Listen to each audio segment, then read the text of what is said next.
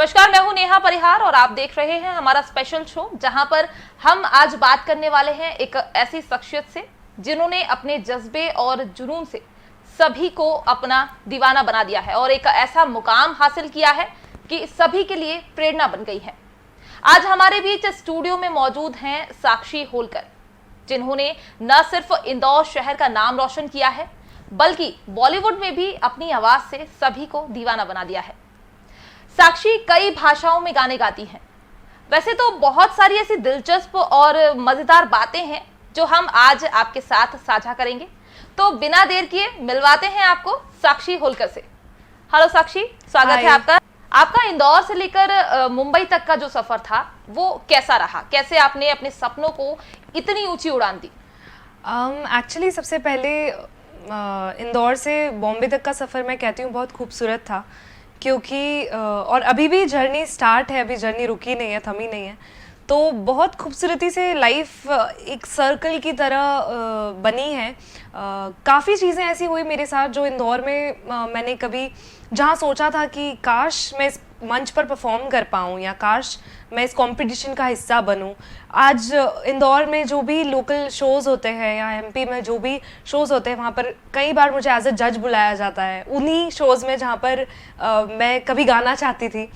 तो ये सब एक लाइफ का एक बहुत खूबसूरत मोड़ होता है मुझे लगता है, और मुझे लगता है कि आज भी मैं जिन चीज़ों को पाने के लिए कोशिश कर रही हूँ, शायद वो भी कभी मैं चाहती हूँ कि ऐसे सर्कल बनकर मेरी लाइफ में वापस आए और मैं देखूँ पीछे मुड़ के कि ये पाने के लिए भी मैंने क्या नहीं किया।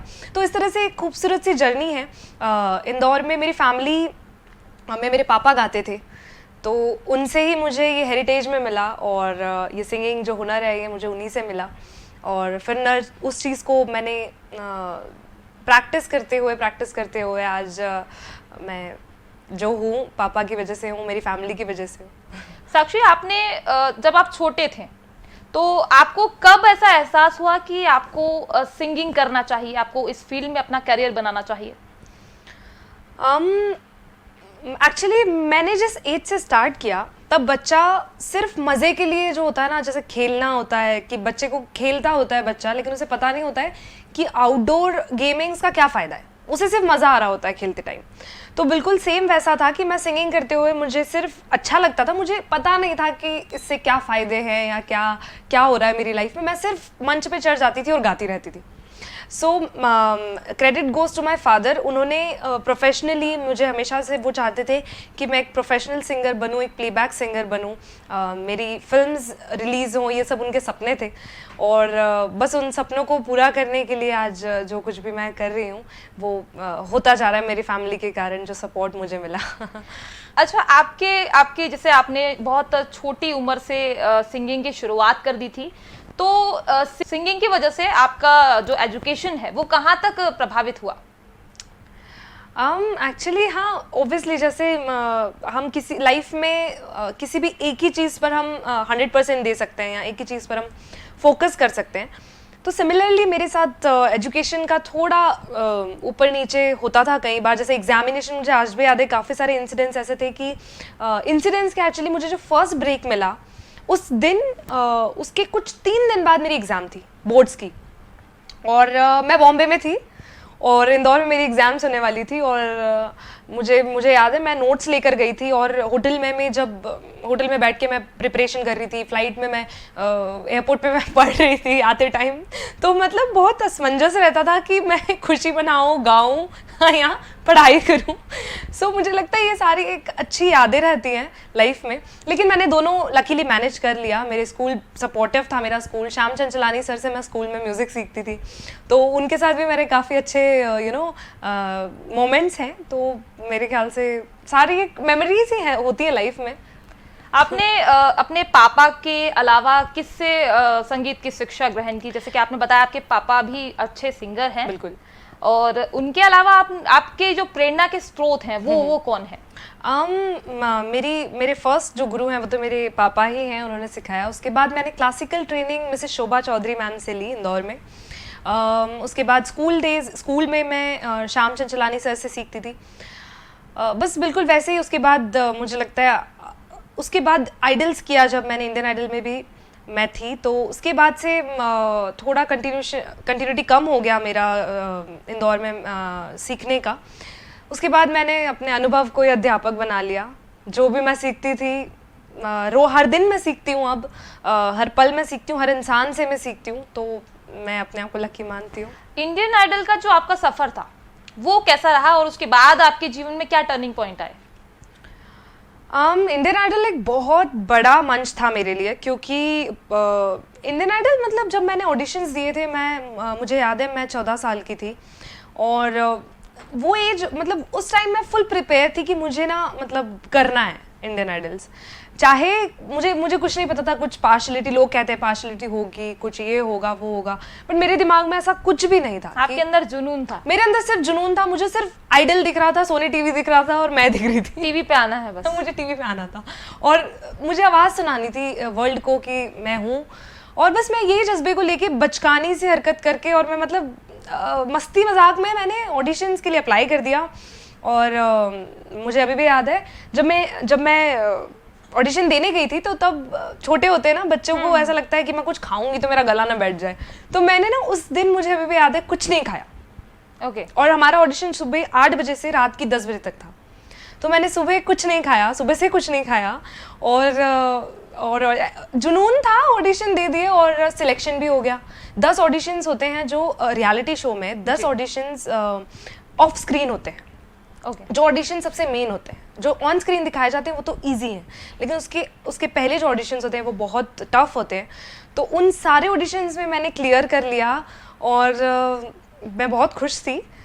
उसके बाद जब टेलीकास्ट हुए तब एक्चुअली पता चला कि क्या फेम होती है। मैं जब बॉम्बे मतलब मैं पहुंचती थी या कहीं उतरती थी तो लोग पिक्चर्स क्लिक करवाने के लिए आते थे, लेकिन वो एक टेम्प्रेरी फेम था, बट एक बहुत अच्छी मेमोरी है मेरी लाइफ में कि इंडियन आइडल ने मुझे बहुत कुछ सिखाया और एक टेम्प्रेरी मुझे फेम दिया। और so I am thankful to Indian Idol, I am thankful to Satish Dutt sir जो वहाँ पर मेंटर थे, so I am thankful to him. अच्छा साक्षी, आपने अभी परिणीति चोपड़ा पे जो डेब्यू किया है उसका आपका कैसा एक्सपीरियंस रहा? आप प्लीज हमारे दर्शकों को बताएं। बिल्कुल, ये मेरे लिए सबसे बहुत बड़ा ब्रेक है, क्योंकि परिणीति चोपड़ा पर डेब्यू करना मुझे लगता है एक ऐसी हीरोइन पे जो स्टेब्लिश है, इतनी ब्यूटीफुल है, उन पर एक सिंगर का मुझे लगता है सपना होता है, जो बॉलीवुड का इतना बड़ा फ़ैन रहा हो बचपन से। तो मेरा एक सपना था कि मतलब वो साड़ी वाड़ी पहन के होता है ना बचपन में, कि कभी मेरे ऊपर मैं भी कभी गाना गाऊंगी, तो बहुत मेरा सपना था हमेशा से।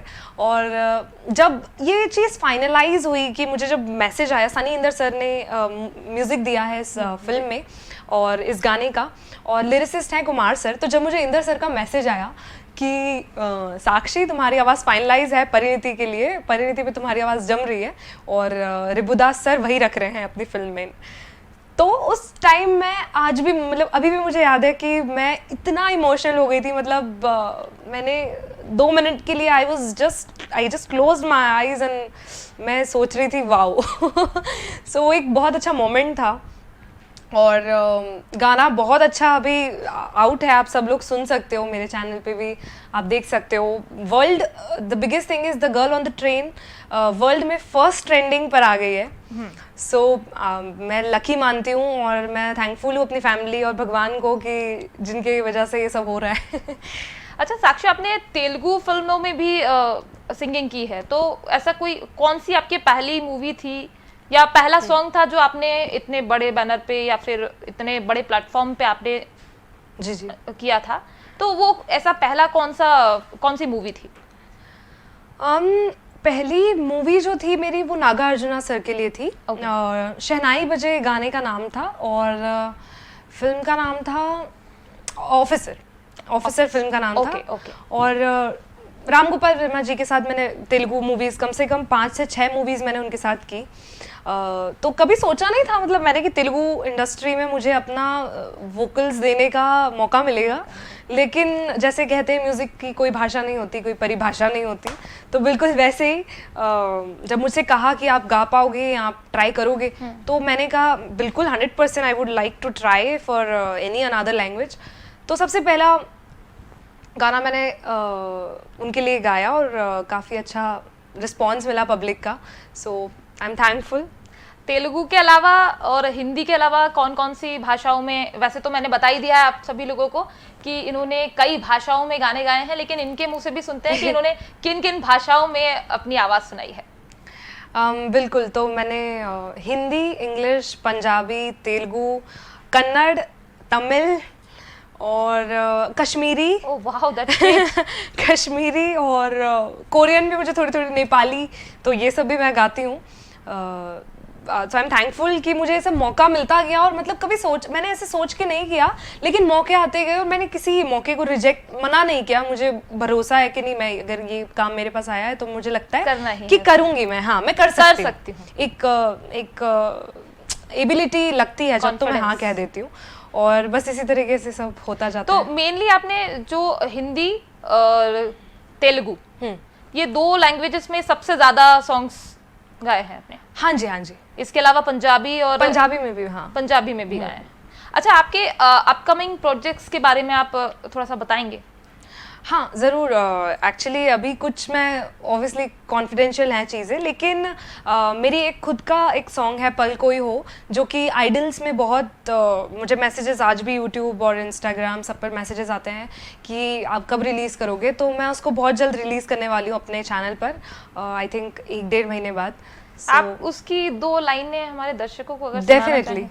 Definitely.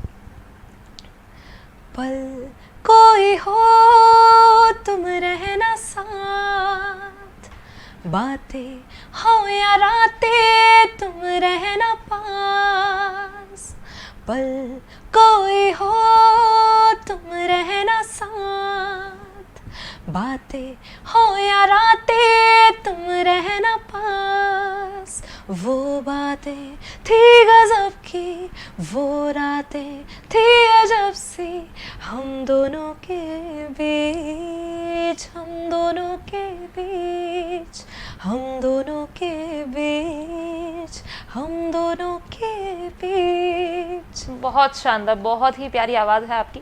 Thank you so much. अंत में मैं आपसे एक सवाल पूछना चाहूँगी कि जो आज की जो यूथ है, जनरेशन है, जो कि इस फील्ड में अपना करियर बनाना चाहते हैं, तो उनको आप अपने साइड से क्या टिप्स देना चाहेंगे कि वो इस तरह से रियाज करें, जिनके पास नहीं है मौका कि वो किसी से जाके शिक्षा लें, या फिर उनके पास ज़्यादा इक्विपमेंट्स नहीं है, प्लेटफॉर्म्स नहीं है, उनको आप क्या सिखाना चाहेंगे कि आप इस तरीके से अगर आगे बढ़ते हैं तो आप इस फील्ड में अपना करियर बना सकते हैं? बिल्कुल, मुझे लगता है कि हम एक पैटर्न बना लेते हैं लाइफ में कि क्लास जाएंगे फिर सीखेंगे, पैसा लगाएंगे, इक्विपमेंट लाएंगे फिर सीखेंगे, तो मुझे नहीं लगता सीखने की कोई बाउंड्रीज है। कोई भी आर्ट फॉर्म हो, कोई भी लाइफ में चीज़ हो, मुझे लगता है सबसे बड़ी जो चीज़ है वो आपका विल पावर है। तो अपना विल पावर जितना स्ट्रांग होगा, चीज़ें खुद ब खुद आपके पास आएंगी। So this is what I believe in, कि आप विल पावर अपना बड़ा रखिए और हर दिन हर किसी से सीखने की कोशिश कीजिए। मैंने लाइफ में आधी चीज़ें मुझे लगता है इसी से सीखी हैं। अगर मैं कहीं बैठी हूँ तो मैंने किसी से मैंने बोलना सीखा, मैंने किसी से बात करना सीखा, किसी से, हर चीज़ मुझे लगता है आपके आसपास है, लेकिन सिर्फ फ़र्क इतना है क्योंकि आपको वो आदत लग गई है क्लास जाके सीखने की। तो आप वो किताबों से जब बाहर आ जाएंगे तो मुझे लगता है पूरी कायनात आपका इंतज़ार कर रही है। तो आप अपने आसपास चीज़ों को ढूंढिए। आजकल यूट्यूब, डिजिटल मार्केट इतना खुल गया है, मुझे लगता है आज की यूथ को कोई प्रॉब्लम नहीं होना चाहिए सीखने में। हर बच्चे के हाथ में फ़ोन है, हर चीज़ अवेलेबल है। सिर्फ आपको ज़रूरत है डेडिकेशन की और अपना ध्यान, कंसंट्रेशन टोटली आप जब उस पर देंगे तो कोई चीज़ मुझे लगता है आप सीख भी सकते हैं और सक्सेस भी हो सकता है। साक्षी, आपने परिणीति के अलावा किस पे डेब्यू किया है, थोड़ा सा हमारे दर्शकों को बताएं जरा। ज़रूर। तो रिसेंटली मेरा जी म्यूज़िक से सॉन्ग आया है जो आप सुन सकते हैं जी म्यूज़िक कंपनी में। सिद्धार्थ मल्होत्रा के ऊपर वो फिल्माया गया है। It's a sad song, music Sunny Inder sir ने कंपोज किया है और कुमार सर ने लिरिक्स लिखे हैं। तो उसकी कुछ लाइन्स मैं आपको सुना देती हूँ। सैड सॉन्ग है, सोलफुल है बहुत, तो आप सब लोग कनेक्ट कर पाएंगे। मैं आपको सुनाती हूँ। टूट गया यारियाँ बेवजह, यहाँ है वजह कोई, टूटे दिल नू जोड़न दी, दस दे खुदा क्या है दुआ कोई। ओता छट के गया ओनू ता पता नहीं ले क्या मेरी जान, उंगलियों पे रह गए छल्लों के निशान, उंगलियों पे रह गए छल्लों के निशान, हम जो रोए तो रोया आसमान, उंगलियों पे रह गए छल्लों के निशान। बेहद खूबसूरत सॉन्ग आपने गाया हमारे लिए। एक छोटा सा सवाल और पूछूंगी मैं आपसे बिल्कुल। कि आपको किस तरह के गाने ज्यादा पसंद हैं? जैसा कि आपने बताया बहुत चुलबुली हैं, बिल्कुल। आपको देखकर लगता भी है कि आप बहुत ज्यादा ही चुलबुली हैं। तो आपको किस तरह के गाने पसंद, सैड सॉन्ग्स पसंद हैं या? मुझे एक्चुअली सब जोन पसंद है ऐसे तो, जैसा ढालो वैसा ढल जाता है। जैसा, हाँ बिल्कुल बिल्कुल। एक सिंगर का मुझे लगता है, कलाकार का वही काम है कि अगर उदास कर दो तो उदास हो जाता है, हंसी दिला दो तो हंस देता है। तो सारे टाइप के मुझे सॉन्ग्स पसंद है, लेकिन हाँ सोलफुल अनप्लग्ड जिसमें जो इस तरह के सॉन्ग जो होते हैं वो सिंगर को स्कोप मिल जाता है अपना टैलेंट शो करने का। सो दोस्तों ये तो थी साक्षी होलकर, जिनकी स्टोरी आज आप सभी लोगों ने सुनी। इनका नया सॉन्ग हाल ही में रिलीज हुआ है, जिसे आप लोग जल्दी से जल्दी जाकर देखिए और सुनिए। फिर मुलाकात होगी, अभी के लिए फिलहाल इजाजत दीजिए, नमस्कार।